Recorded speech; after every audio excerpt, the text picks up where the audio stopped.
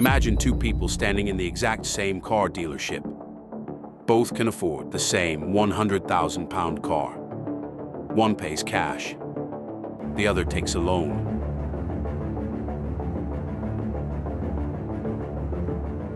Ten years later, the guy who borrowed money becomes richer.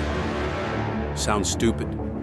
That's because almost everything you've been taught about debt is incomplete.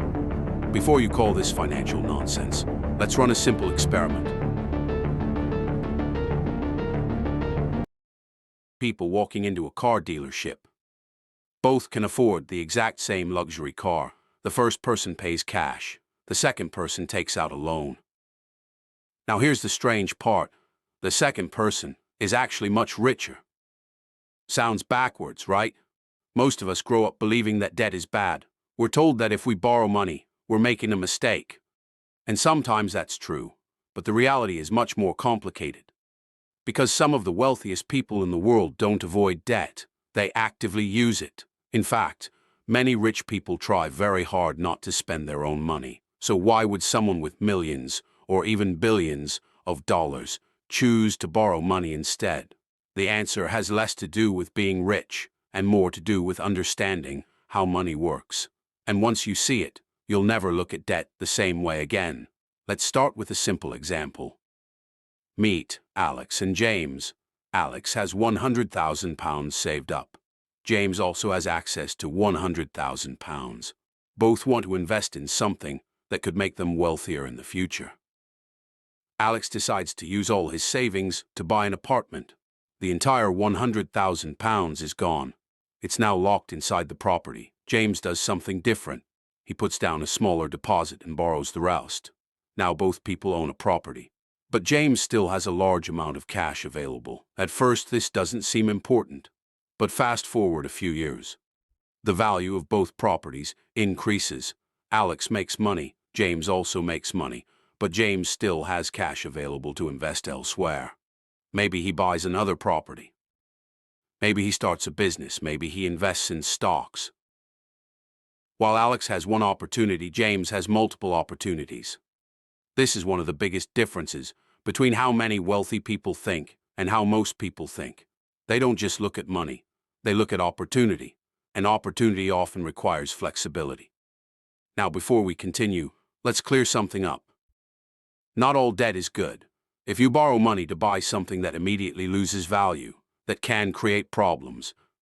Imagine taking out a huge loan for expensive clothes, gadgets, or things you don't need. Those items rarely make you money. They usually cost you money. That's very different from borrowing to acquire something that could potentially grow in value or generate income. This distinction is crucial because rich people don't love debt. They love useful debt, and those are very different things. Think about it like a hammer. A hammer can build a house, or it can break a window. The tool isn't automatically good or bad. What matters is how it's used. Debt works the same way.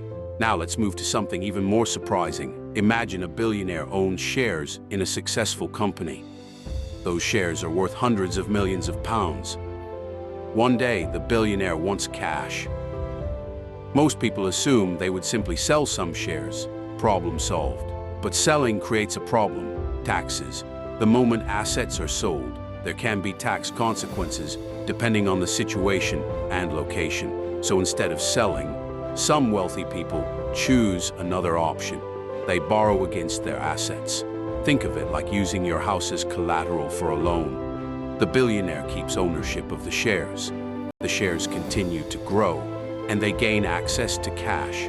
Again, debt is being used as a financial tool, not because they're poor, but because they want to keep valuable assets working for them. Now let's talk about something called leverage. Don't worry, this sounds complicated, but it's actually simple. Imagine you have £10,000. You invest it. The investment grows by 10%. You make £1,000. Pretty straightforward. Now imagine you control a larger investment using a combination of your money and borrowed money. If the investment performs well, the gains can be larger because you're controlling a bigger asset. That's leverage. And leverage is one of the most powerful tools in finance. It's also one of the most dangerous. Because leverage magnifies outcomes. If things go well, gains increase. If things go badly, losses can increase too. This is why wealthy investors spend enormous amounts of time managing risk. The internet often makes it look easy. Borrow money. Buy assets. Become rich. Reality is much more complicated. The wealthy people who use debt successfully usually understand exactly what risks they're taking. Now let's return to our original question. Why don't rich people use their own money? Because they understand something many people never learn. Money has a job. Most people see money as something to spend.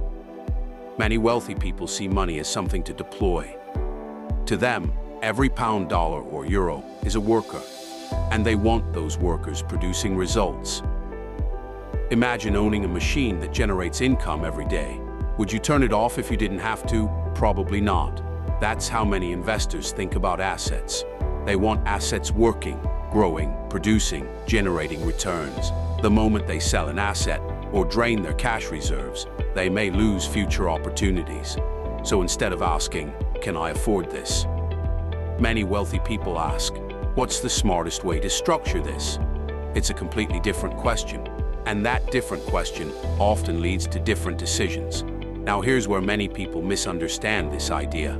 They hear that rich people use debt and conclude that all debt must be good. That's not the lesson. The lesson is understanding the difference between productive debt and destructive debt. One can help create opportunities, the other can destroy them. A loan used to build a profitable business is very different from a loan used to impress strangers. A loan used to acquire an income-producing asset is very different from a loan used to buy something that immediately loses value. The debt itself isn't the secret, the purpose behind it is, and that's what separates many successful investors from everyone else. So let's go back to the beginning. Two people walk into a car dealership. One pays cash, one borrows. Who made the better decision? The answer is, it depends.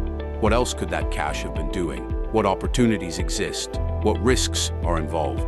What's the cost of borrowing? And what are the long-term consequences? Finance isn't about simple rules. It's about understanding trade-offs. And that's the real reason many wealthy people don't rush to use their own money. Because to them, cash isn't just money. It's options, it's flexibility, it's opportunity. And sometimes protecting those opportunities is worth more than spending the cash itself. So the next time someone says, "All debt is bad," remember this.